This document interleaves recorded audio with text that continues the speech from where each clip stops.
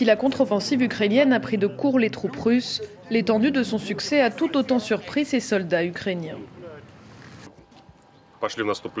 On est monté à l'assaut, on a capturé une position, on l'a occupée, on l'a fortifiée. 3 jours plus tard, le front a avancé et ils ont commencé à décamper. On se tenait prêt à combattre, alors imaginez qu'ils allaient quitter tout seuls l'ensemble du front, ça vraiment on ne l'avait pas prévu. Des soldats ukrainiens s'affairent à remettre en marche le matériel abandonné par l'ennemi. Dévisse un peu par là. Et ça va aller pour le roulement. C'est la nouvelle génération de véhicules Oural russes qu'ils avaient préparés pour l'invasion. Et bien maintenant, ils vont travailler pour nous. La déroute de l'armée russe se constate partout. Ces soldats tout juste arrivés pour sécuriser le territoire découvrent les anciennes positions russes.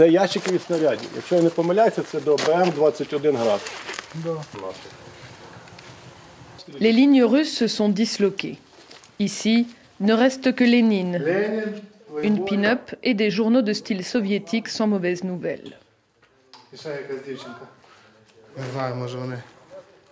L'histoire de ce succès tactique, 2 commandants acceptent de nous en parler. Leur parole est rare.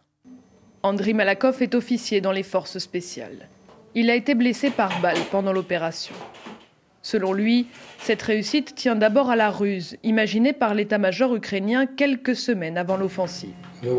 J'ai dirigé l'assaut. Ma manœuvre principale était la diversion au sud de Balaklia.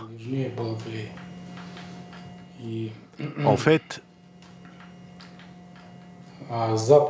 la plus grosse percée s'est faite par l'ouest. Mais le renseignement a répandu partout l'information que l'attaque aurait lieu au sud. Ils ont donc envoyé beaucoup de troupes au sud. Et quand l'assaut a commencé, on en a tué 200. Toutes leurs tentatives de contre-attaque ont été repoussées. Ils s'en souviendront longtemps. La règle dans les manuels de tactique, c'est que pour attaquer, il faut être 3 fois plus nombreux que l'ennemi. Là, nous étions 3 fois moins. Une opération audacieuse basée sur une manœuvre, s'enfoncer en territoire ennemi sur une longue distance.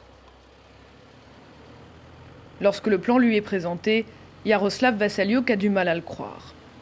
Il commande une batterie de lance-roquettes multiples. Donc ils nous ont briefés sur le plan et ça nous a paru fou. J'avais des sentiments partagés parce qu'ils ne pouvaient pas juste avoir sorti un plan complètement aberrant de leur chapeau. Donc ce devait tout de même être réalisable. Sur le papier, ça pouvait être réalisé. Mais c'était tellement audacieux. C'était hyper cool. Et quand je suis allé voir mes hommes, je leur ai dit, à moitié en rigolant, on va mourir.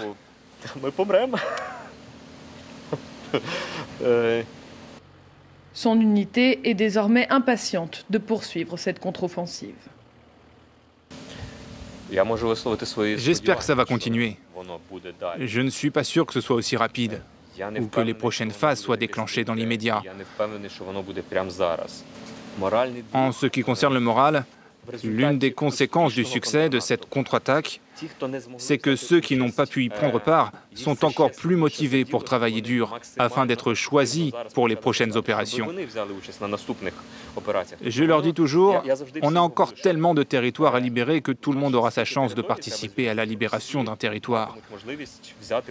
Mais il y a déjà une sorte de compétition entre eux pour être inclus dans la suite des opérations. Et je crois que cela vient du succès de cette contre-offensive. Dans les territoires reconquis, la tâche n'est pas tout à fait finie.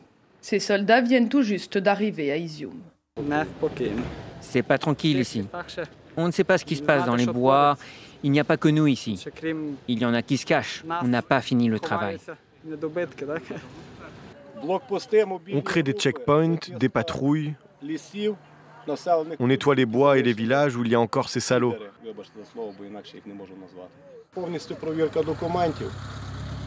Si quelqu'un n'est pas du coin, on appelle direct les services. Un travail de fourmi, puisque ce sont des milliers de kilomètres de territoire qu'il leur faut désormais sécuriser.